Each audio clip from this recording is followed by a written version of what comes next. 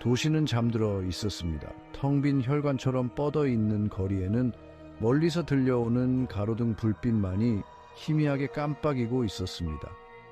젖은 아스팔트 위로 도시의 불빛이 일그러진 거울처럼 반짝였습니다. 핸들을 꽉 움켜쥐었습니다. 택시 안의 정적은 오직 리드미컬한 와이퍼 소리만이 깨뜨리고 있었습니다. 또 다른 밤 근무, 잠들지 않는 도시. 하지만 내 주변에서만 불안한 꿈을 꾸는 듯한 이 도시의 황량한 동맥을 통과하는 또 다른 여정. 라디오에서는 쓸쓸한 색소폰 소리와 함께 잡음이 흘러나왔습니다. 마치 잊혀진 악몽처럼 스며드는 밤이었습니다. 느릅나무 거리로 들어섰습니다. 헤드라이트 불빛에 모퉁이에 서 있는 한 여성의 모습이 드러났습니다. 어둠 속에 휩싸여 있었지만 멀리서도 그녀에게서는 뭔가 이상한 느낌이 풍겼습니다. 불길한 예감이 가슴속 깊이 스며들었습니다. 택시를 세웠습니다. 헤드라이트 불빛에 그녀의 모습이 더욱 선명하게 드러났습니다. 창백하고 수척한 얼굴의 젊은 여성이었습니다. 도시의 넌 불빛을 반사하는 그녀의 두 눈은 마치 나를 꿰뚫어 보는 듯했습니다. 그녀는 긴 검은 드레스를 입고 있었는데 그 천은 마치 그림자로 짜인 듯 무겁고 어두웠습니다. 그녀는 길고 가느다란 손가락으로 장갑 낀 손을 들어 올렸습니다. 저는 주저했습니다. 불안한 마음은 더욱 커져만 갔습니다. 수년간 이 거리를 운전하며 연마된 본능이 지금 당장 이곳을 벗어나라고 소리치고 있었습니다. 그러나 그녀의 눈빛, 유령 같은 아름다움 아래 스쳐 지나가는 연약함이 저를 사로잡았습니다. 택시를 세웠습니다. 마치 제 불안한 마음을 반영하듯 엔진이 덜컹거렸습니다. 그녀는 바람 없는 밤, 연기가 춤을 추듯 유연하고 조용하게 택시를 향해 미끄러지듯 다가왔습니다. 그리고 뒷문을 열고 미끄러지듯 들어왔습니다. 그녀는 차 안의 온기를 꿰뚫는 듯한 한기를 몰고 왔습니다. 그녀는 아무 말도 하지 않았고 목적지를 말하지도 않았습니다. 그저 장갑 낀 두 손을 무릎 위에 가지런히 모은 채 앞만 응시하고 있었습니다.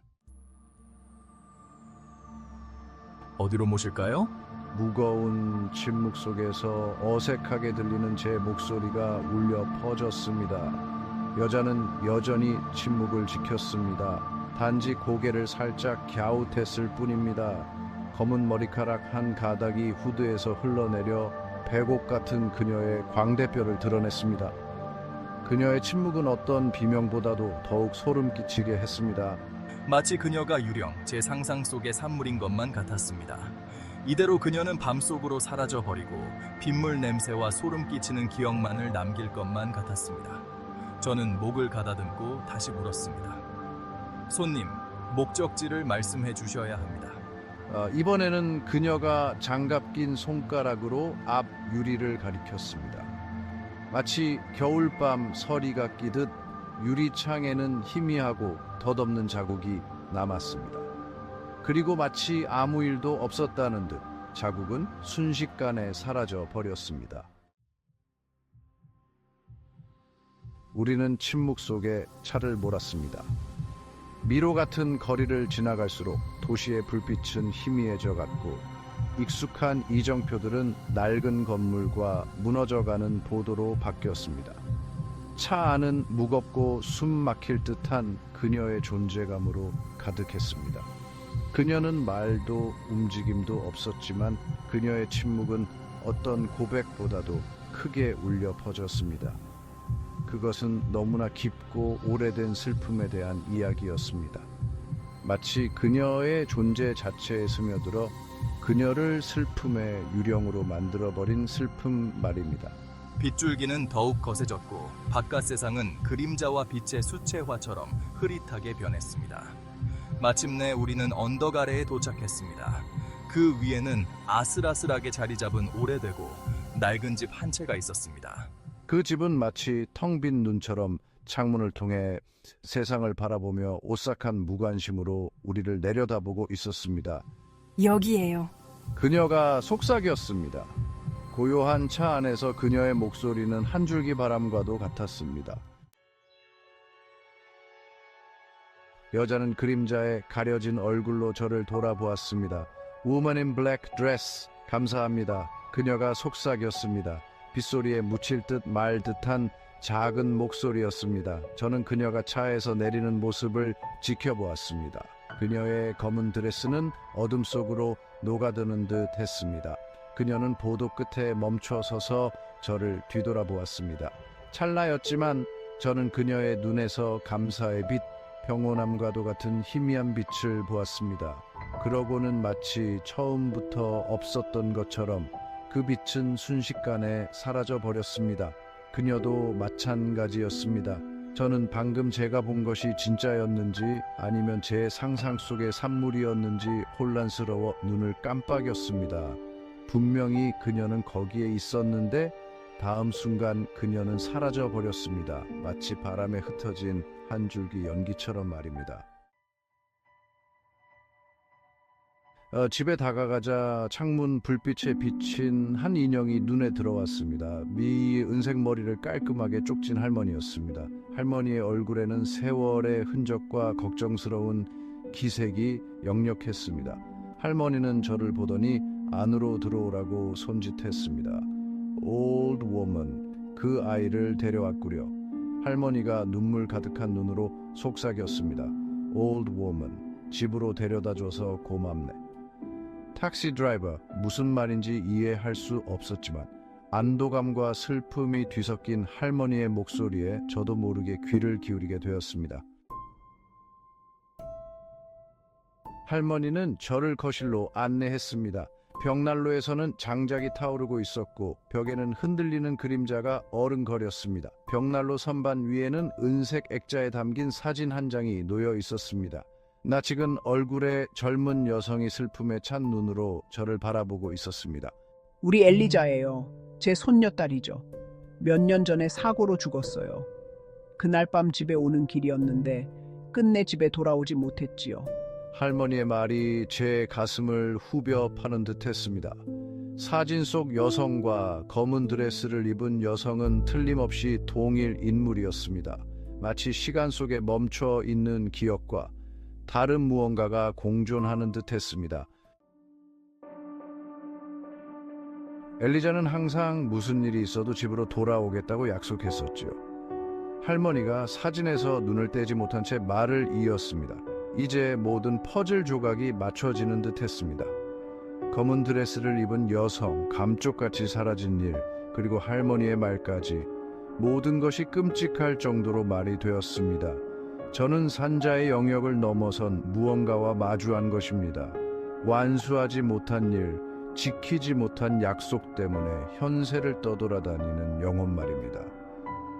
엘리자는 평온을 찾지 못하고 그녀의 영혼은 영원히 집으로 돌아가는 길을 찾아 헤매고 있었던 것입니다. 할머니는 손을 뻗어 사진을 어루만졌습니다. 주름진 손가락으로 엘리자의 얼굴선을 따라 그렸습니다. 고맙네. 우리 엘리자를 내 곁으로 돌려보내줘서 정말 고맙네. 저는 할머니를 추억과 슬픔 속에 남겨둔 차에 그곳을 떠났습니다. 그날 밤 겪었던 일들이 감당하기 어려울 정도로 무겁게 저를 짓눌렀습니다. 차를 몰고 떠나는 동안에도 빗줄기는 계속해서 쏟아졌고 사진 속 엘리자와 제 택시 뒷좌석에 앉아있던 엘리자의 모습이 제 머릿속에서 떠나지 않았습니다. 그녀의 아름다움, 깊은 슬픔, 그리고 그녀의 존재에 대한 불안한 진실까지도 말입니다. 한때 익숙하고 평범했던 도시는 이제 불안정하고 새로운 모습으로 다가왔습니다. 모든 그림자는 보이지 않는 무언가의 속삭임을 담고 있는 듯했고 모든 골목길은 우리가 알지 못하는 세계로 가는 문처럼 느껴졌습니다. 저는 그날 밤의 기억을 가슴속 깊이 간직한 채 오늘도 택시를 몰고 있습니다. 때로는 산자와 죽은 자를 가르는 장막이 우리 생각보다 훨씬 얇게 느껴질 때가 있다는 사실, 그리고 때로는 잃어버린 영혼들이 약속과 시간의 흐름에 이끌려 우리 곁으로 돌아오기도 한다는 사실을 잊지 않으려 합니다. 그녀가 침대에서 저를 바라보는 순간 제 주변의 모든 것이 빙글빙글 돌기 시작했어요. 두려움인지 아니면 내가 통제할 수 없는 무언가에 끌려가는 느낌인지 알 수 없었습니다. 방은 짙은 어둠에 쌓여 있었고 창문을 통해 들어오는 달의 창백한 빛이 공포의 분위기를 더하는 것 같았습니다. 택시 뒷좌석으로 사라졌다고 맹세했던 검은 드레스를 입은 여자가 제 앞에 서서 천천히 숨을 쉬며 제 눈을 응시하고 있었습니다. 그 눈은 이 세상에 존재하지 않는 눈이었어요. 무슨 일이냐고 묻고 싶었지만 말이 나오지 않았습니다. 제 몸은 얼어붙었습니다. 마치 제 주변에서 조립되고 있는 섬뜩한 직소 퍼즐 조각처럼 전체 그림은 보이지 않고 단절된 조각들만 보였습니다. 제 뒤에 있던 노파는 무슨 일이 일어나기를 기다렸다는 듯이 침묵하고 있었습니다. 시간이 지날수록 제가 상황을 통제하지 못하고 있다는 느낌이 점점 더 강해졌습니다. 갑자기 할머니가 느리고 부드러운 움직임으로 침대에서 일어나더니 검은색 드레스가 죽음.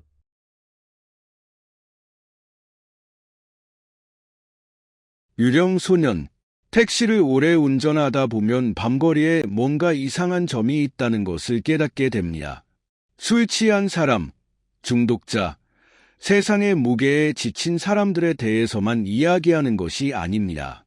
어두운 구석, 인적이 드문 구석, 평소에는 잘 보이지 않거나 보고 싶지 않은 곳에 숨어있는 더 깊은 무언가에 대해 이야기하고 있는 것입니다. 그날 밤 저는 이미 거의 5시간 동안 운전을 했고 이른 밤이라고 생각했습니다. 피곤하고 눈도 무거웠지만 뭔가 한 번 더 달려야 한다는 생각이 들었습니다. 한 번만 더라고 생각했습니다.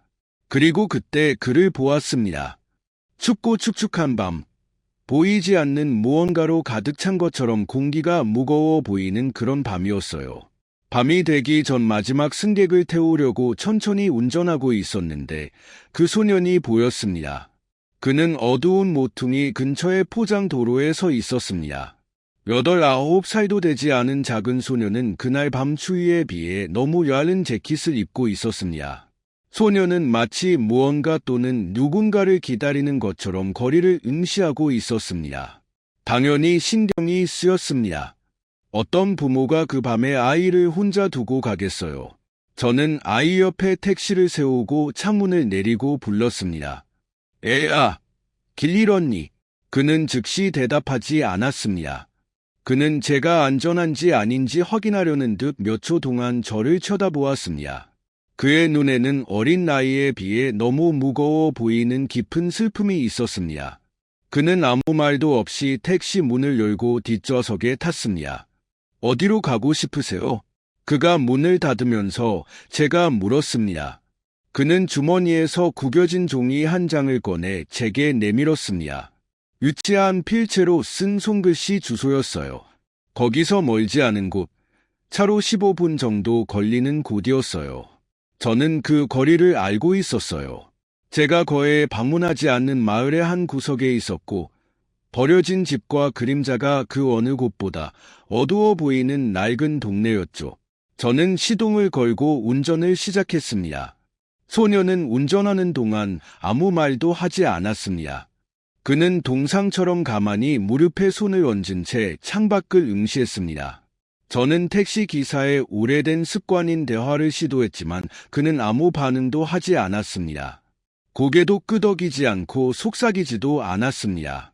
그 고요함이 저를 불편하게 만들기 시작했습니다.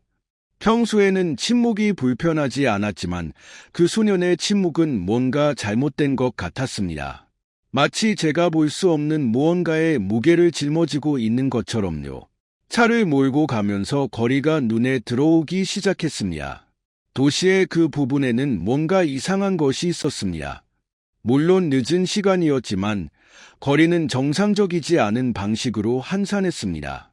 차도, 사람도, 멀리서 짖는 개 소리도 들리지 않았습니다. 마치 세상이 우리 주변에서 숨을 멈춘 것 같았습니다.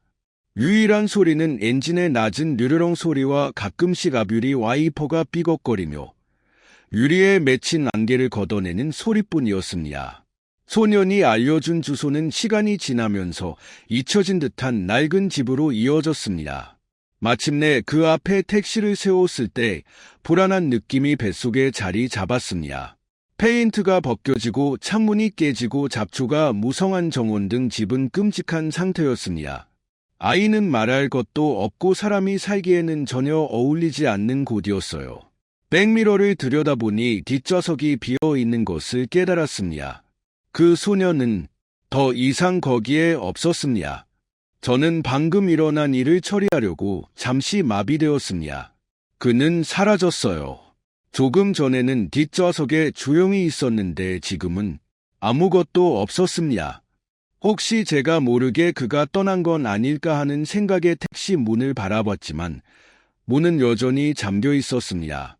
등골이 오싹해지는 전율을 느꼈고 갑자기 차 안의 공기가 답답해졌습니다. 저는 가슴이 두근거리며 택시에서 내렸습니다. 지금 미세한 비가 내리고 있었고 거리에서 피어오르는 안개와 섞여 있었습니다. 소년이 집으로 뛰어 들어올까 싶어 주위를 둘러보았지만 소년의 흔적은 보이지 않았습니다. 차가운 바람과 하수구에서 멀리 떨어지는 물소리만 들릴 뿐이었습니다. 저는 무엇을 기대했는지 모른 채 집 문으로 가서 노크를 했습니다. 혹시 친척일까요? 도대체 무슨 일이 벌어지고 있는지 설명해 줄 수 있는 사람. 문 반대편에서 발소리가 들리기까지 잠시 시간이 걸렸습니다. 마침내 문이 열렸을 때 대답한 사람은 창백하고 피곤한 얼굴의 중년 남성이었습니다. 그는 제가 예상치 못한 사람이라는 듯 얼굴을 찡그리며 저를 위아래로 쳐다보았습니다. 방해해서 죄송합니다. 저는 제 목소리조차 떨리는 목소리로 말했습니다. 하지만 방금 한 남자아이를 택시로 데려왔어요. 그는 저에게 이 주소를 알려줬지만 차에서 내리기도 전에 사라졌습니다. 그 남자는 의심인지 고통인지 모를 눈빛으로 저를 계속 쳐다보았습니다. 그리고 긴 침묵 끝에 마침내 그가 말했습니다. 내 아들은 3년 전에 죽었어요. 그 말은 제 가슴에 주먹을 날리는 것 같았습니다. 저는 무슨 말을 해야 할지 몰라 멍하니 서 있었어요. 그가 저를 바라보더니 더 이상 불신이 아닌 전에는 볼 수 없었던 슬픔이 눈빛에 가득했습니다. 그가 오랫동안 짊어지고 있던 무게처럼 깊은 슬픔이었죠. 그는 길에서 죽었어요. 길에서요. 교통사고로요. 그 후로 어떤 사람들은 그를 본다고 했어요. 길에서요. 집으로 돌아오라고. 다리에 힘이 풀릴 뻔했어. 이건 있을 수 없는 일이에요. 상상이 아니었어. 그 소년을 봤어요. 제 택시에 앉아있는 그를 보았고 그의 존재를 느꼈고 이제 저는 제 머리로는 이해할 수 없는 진실과 마주했습니다. 그 남자는 저와 같은 이야기를 듣는데 익숙한 듯 천천히 고개를 흔들었습니다. 그리고는 문을 닫고 빗속에서 저를 홀로 남겨둔 채 이 경주는 결코 잊을 수 없을 것 같다는 생각이 점점 커졌습니다. 제가 방금 들은 이야기를 처리하려고 여전히 충격에 빠진 채 차까지 걸어가는 동안에도 비는 계속 내렸습니다. 꿈이 아니라는 것은 알았지만 설명할 수 없는 이 상황을 어떻게 설명해야 할지 몰랐습니다. 저는 택시에 시동을 걸고 시내로 돌아가기 시작했습니다. 하지만 마음 한구석에서는 무언가 달라졌다는 것을 알았습니다. 어둡고 설명할 수 없는 무언가가 이제 제 일부가 되었습니다. 그리고 거기서 벗어날 수 없었습니다. 그날 밤 이후 저는 제대로 잠을 잘 수 없었습니다. 눈을 감을 때마다 택시 뒷좌석에 앉은 소년의 얼굴이 보였습니다. 마치 이해할 수 없는 운명에 갇혀 있는 것처럼 공허한 표정, 그보다 더 나이 들어 보이는 슬픔이 느껴졌습니다. 저는 그 순간을 몇 번이나 되풀이하며 그가 사라진 장면을 떠올렸고 그 낡은 집 앞에서 그가 죽은 지 몇 년이 지났다는 사실을 깨달았습니다. 저는 이 모든 것에 대해 논리적인 설명이 있다고 스스로에게 말하려고 노력했습니다. 피곤해서 그랬을 수도 있고 제 머리가 장난을 쳤을 수도 있죠. 친구나 상담사 등 누군가에게 무슨 일이 있었는지 이야기해볼까 하는 생각도 해봤어요. 하지만 안녕하세요. 택시에서 유령을 봤어요 라고 말하면 어떨까요? 누가 그런 말을 믿겠습니까? 그래서 저는 다른 훌륭한 운전 전문가들처럼 무언가 신경 쓰일 때 늘 하던 대로 도로에 다시 올라탔습니다. 아스팔트, 엔진 소리, 끊임없이 이어지는 레이스, 이 모든 것이 제 정신을 집중시키는 데 도움이 되었습니다. 일상은 기억으로부터의 피난처가 되었지만 기억은 언제나 어둠 속에서 기다리고 있다가 언제든 다시 떠오를 준비가 되어 있었습니다. 유난히도 우울한 밤, 가늘고 끈질기게 비가 내리던 어느 날, 현실은 저에게 도망치는 것은 선택사항이 아니라는 것을 상기시켜 주었습니다. 저는 도시를 가로지르는 도로를 따라 운전하고 있었는데 끝이 없어 보이는 길고 곱게 뻗은 고속도로 중 하나였습니다. 차량도 거의 없고 차도 거의 없었고 주변 세상이 점점 더 고립되고 있다는 느낌이 점점 더 커졌습니다. 마치 비 너머에 보이지 않지만 느낄 수 있는 존재가 있는 것처럼 공기가 무거웠습니다. 그때 저는 추락을 목격했습니다.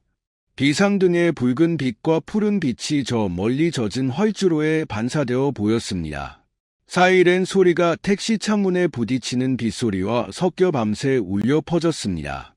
가까이 다가가자 앞부분이 나무에 부딪힌 낡은 세단 차량 한 대가 전복된 것을 볼 수 있었습니다. 소방관과 구급대원들이 잔해에 갇힌 사람을 구조하기 위해 뛰어다니고 있었어요. 그 광경에 속이 울렁거렸습니다. 저는 속도를 늦췄고 머릿속은 단절된 생각의 소용돌이에 휩싸였습니다. 자동차 사고는 당연히 그 소년을 떠올리게 했습니다. 그의 아버지가 내게 들려주었던 이야기. 그리고 마치 우주가 제 얼굴을 보고 웃는 것처럼 소년이 보였습니다. 네, 그 남자였어요. 제 택시에서 사라졌던 그 소년, 그 창백한 얼굴, 그 추운 밤에 비해 너무 야른 재킷을 입고 있던 그 소년이었습니다. 그는 길가에 서서 무표정한 얼굴로 사고를 지켜보고 있었습니다. 제 손가락이 핸들을 너무 세게 잡아서 손가락 마디가 하얗게 변했습니다. 그럴 리가 없었어요. 그가 죽었다는 걸 알았어요. 이제야 알았지만 그는 다시 한번 떠나지 않은 것처럼 그곳에 있었습니다. 같은 소년, 내 폐에서 공기를 빼내는 것 같았던 그 존재. 저는 숨이 가빠지면서 딱딱한 갓길에 택시를 세웠습니다. 나는 아무 생각 없이 차에서 내렸고 발은 젖은 땅을 거의 느끼지 못했습니다. 비가 세차게 내리고 있었지만 저는 거의 알아차리지 못했습니다. 제 눈에는 사고의 아수라장을 바라보는 소년의 모습만 보였습니다. 그는 겁먹은 표정이 아니었어요. 그는 인간처럼 보이지 않았어요. 이봐요. 저는 생각보다 더 크고 절박한 목소리로 외쳤습니다. 이봐, 꼬마야. 그는 천천히 고개를 돌렸고 그의 눈은 내 눈을 마주쳤다. 마치 세상이 우리 주위에 멈춘 것처럼 잠시 정적이 흘렀고 그가 무언가를 말했다. 입이 아니라 눈으로, 아니 어쩌면 마음으로 말했겠죠. 전에는 한 번도 경험하지 못한 감각이었지만 저는 그가 소통을 시도하고 있다는 것을 마음속 깊이 알았습니다. 저는 여전히 무슨 일이 일어나고 있는지 믿지 못한 채 그에게 다가갔습니다. 마침내 제가 몇 미터 떨어져 있을 때 그가 입을 열었고 사이렌 소리와 빗소리를 뚫고 약하지만 또렷한 목소리가 나왔습니다. 저 같았어요. 그가 말했습니다. 여기서 나갈 수가 없어요. 그 말이 저를 망치처럼 내리쳤습니다. 같았다고요. 같았다고요. 그게 무슨 뜻이었나요? 그 소년이 유령이라는 것은 이제 분명해졌지만 같았다는 건 무슨 뜻이... 머릿속이 빙글빙글 돌면서 모든 것을 이해하려고 노력했습니다. 저는 무엇을 해야 할지, 무슨 말을 해야 할지 몰라 그 옆에 무릎을 꿇었습니다. 저는 두려움과 동정심이 뒤섞인 감정을 느끼며 그를 바라보고 서 있었어요. 결국 그는 어린아이였으니까요. 그리고 왠지 그 아이도 저만큼 그곳에 있고 싶지 않다는 것을 알았습니다. 어떻게 도와드릴까요? 제가 생각했던 것보다 목소리가 약하게 나오면서 물었습니다. 그는 즉시 대답하지 않았습니다. 대신 그는 사고 현장과 차 안에 갇힌 사람을 구하려는 구급대원들을 바라보았습니다. 그리고는 제 마음속의 질문에 답이라도 하듯 이렇게 말했습니다. 제가 여기서 죽었습니다. 그 말에 전 전율했습니다. 모든 것이 한꺼번에 이해가 되었어요. 그 소녀는 그의 인생이 비극적으로 끝난 그 지점에서 그곳에 갇혀 있었어요. 그는 앞으로 나아갈 수 없었고 두 세계 사이에 갇혀 자신의 운명이 봉인된 그곳에서 탈출할 방법을 찾으려고 애쓰고 있었습니다. 저는 구겨진 차, 그리고 생명을 구하기 위해 여전히 시간과의 사투를 벌이고 있는 소방관과 구급대원들을 바라보았습니다. 현재와 과거의 연결고리가 분명해 보였지만 제가 어떻게 도울 수 있을지 몰랐습니다. 저는 엑소시스트도, 심령술사도, 이런 종류의 일을 다룰 수 있는 사람도 아니었으니까요. 저를 도와주세요. 그가 속삭였고 그의 목소리에는 등골이 오싹할 정도로 긴박함이 묻어났습니다. 저는 가슴이 두근거리며 자리에서 일어섰습니다. 어떻게 알았는지는 몰랐지만 뭔가 이 소년이 저를 필요로 한다는 느낌이 들었습니다. 어쩌면 제가 그 소년의 살아있는 모습을 마지막으로 본 사람이라는 사실 때문이었을지도 모릅니다. 운명이었을 수도 있고 그저 섬뜩한 우연이었을 수도 있죠. 어떤 경우이든 제 삶이 다시는 예전 같지 않을 거라는 걸 알았어요. 소년은 천천히 걸어서 어둠 속으로 사라졌고 저는 빛 속에 홀로 서서 제가 상상할 수 있었던 것보다 훨씬 더 크고 위험한 일에 휘말릴 것 같은 기분이 들었습니다. 저는 다시 택시에 올라 시동을 걸고 황량한 도로를 따라 달렸고 머릿속은 의문과 불확실성으로 소용돌이쳤습니다. 무슨 일이 일어나고 있든 더 이상 무시할 수 없었습니다. 원하든 원치 않든 저는 이제 그 사건에 연루되어 있었습니다. 소녀는 갇혀 있었습니다. 그리고 어떻게든 그를 풀어줄 방법을 찾아야 했습니다. 운전하는 동안 비가 멈추지 않고 앞 유리를 내리쳤고 빗방울 하나하나가 뇌에 못을 박는 것처럼 느껴졌습니다. 택시 안의 정적은 길을 막았고 경적 소리, 음악, 심지어 저를 짜증나게 하던 술 취한 승객들의 의미 없는 목소리까지 도시의 소음이 간절히 그리워졌습니다. 긴장감으로 가득 찬 고요함, 나를 짓누르는 듯한 공기의 무게보다는 어떤 것이든 더 좋을 것 같았습니다. 그 소녀는 여전히 제 머릿속에 남아 있었습니다. 그의 표정, 사고를 바라보던 눈빛, 먼 곳에서 들려오는 것 같지만 끊임없이 메아리처럼 내 안에 울려 퍼지던 목소리. 같았어. 그 말은 제가 어디를 가든 저를 따라다녔습니다. 마치 그가 택시에 타는 순간부터 저는 그의 세계로 끌려 들어간 것 같았고 다시는 돌아갈 수 없었습니다. 그날 밤늦게, 아니 오히려 이른 새벽에 집에 도착했습니다. 머리가 아팠고 전에는 경험해보지 못한 방식으로 기운이 빠져나가는 느낌이 들었습니다. 택시 안에서는 여전히 눅눅한 냄새와 정체불명의 다른 냄새가 났어요. 뭔가 오래된 것일까요? 오래되고 잊혀진 집에서 나는 나무 썩는 냄새 같은 썩은 냄새요. 저는 문을 열고 신발을 벗을 힘도 없이 소파에 몸을 던졌습니다. 제 마음은 엉망진창이었어요. 지난 몇 시간 동안 일어난 모든 일을 잊고 싶었지만 불가능하다는 것을 알았습니다. 사라질 때까지 무시할 수 있는 그런 일이 아니었으니까요.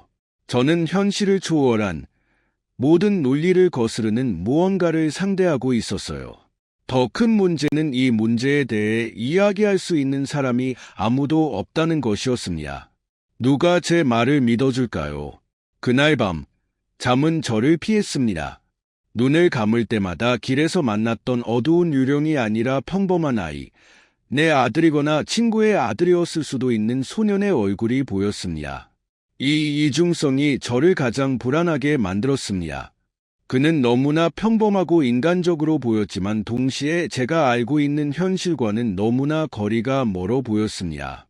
마침내 해가 뜨기 시작하자 저는 잠을 포기했습니다. 일어나서 커피를 내려 식탁에 앉아 컵을 보지 않고 멍하니 바라보고 있었어요. 어떻게 해야 했을까? 평범한 택시 운전사인 제가 어떻게 두 세계 사이에 갇힌 유령 소년을 도울 수 있을까요? 저는 영혼에 대해 아무것도 몰랐고 영혼을 풀어주는 방법은커녕 무엇이 영혼을 갇히게 하는지조차 몰랐습니다. 전화벨이 울리면서 제 생각에서 깨어났어요. 제 아내 캐롤이었어요. 저는 전화를 받지 않았습니다. 설명할 수 없는 일을 설명할 생각은커녕 그 일에 대해 이야기할 준비도 되어 있지 않았기 때문입니다. 물론 아내는 뭔가 잘못되었다는 것을 알고 있었습니다. 며칠 동안 저는 제 생각에 빠져서 멀리 떨어져 있었습니다. 하지만 이건 달랐습니다. 그리고 더 이상 숨길 수 없다는 것을 알았습니다.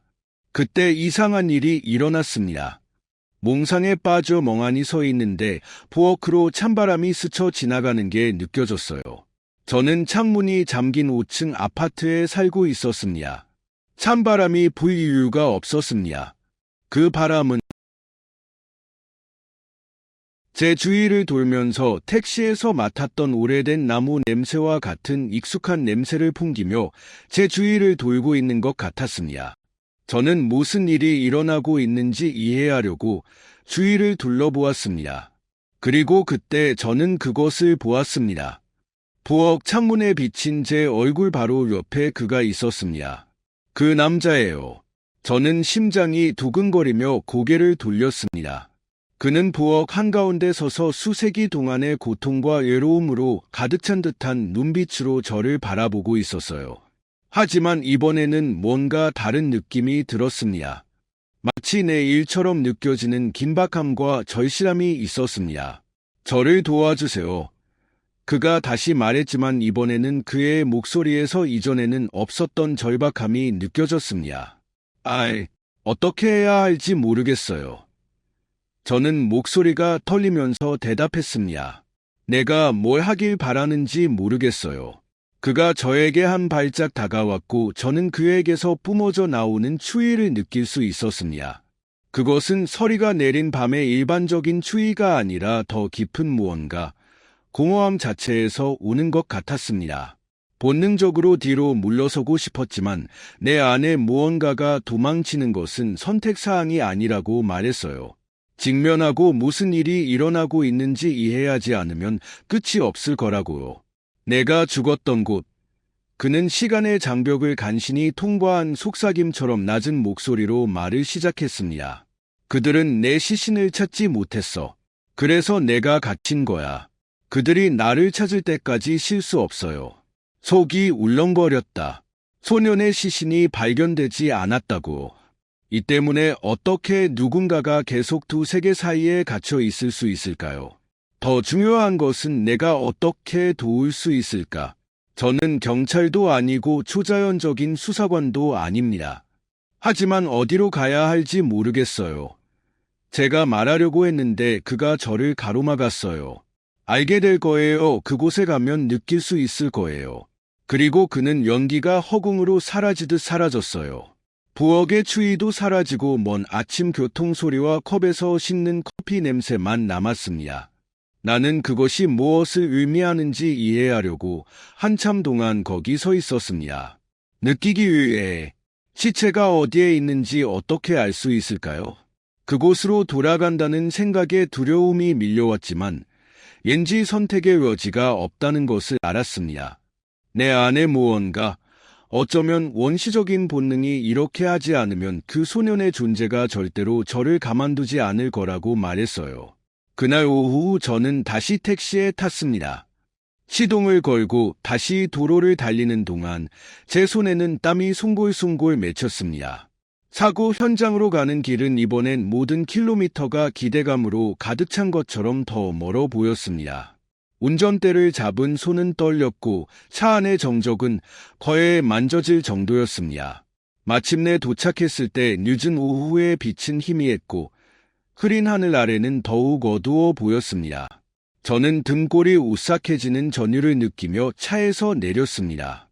길은 한산했고 한두 대의 차량이 서둘러 지나가는 것을 제외하고는 구겨진 낡은 세단이 여전히 그곳에서 철거되기를 기다리는 것을 신경 쓰지 않고 있었습니다. 저는 도로 옆으로 걸어가 고속도로와 접해 있는 숲을 바라보았습니다. 그러다 가슴을 한 대 맞은 것처럼 무언가를 느꼈습니다. 무게, 존재감, 무언가가 저를 나무 속으로 지나가는 사람들의 시야에서 벗어난 곳으로 끌어당기고 있었습니다. 심장이 두근거리며 주저하며 숲속으로 한 걸음 내디뎠고 발밑에서 마른 나뭇잎이 바스락거리는 소리가 들렸습니다. 그리고 그곳, 그림자 속에서 저는 알았습니다. 소년이 기다리고 있다는 것을 알았습니다. 어떻게든 제가 그 소년을 찾도록 선택받았다는 것을 알았습니다. 그리고 이 이야기가 아직 끝나지 않았다는 것도 알았습니다.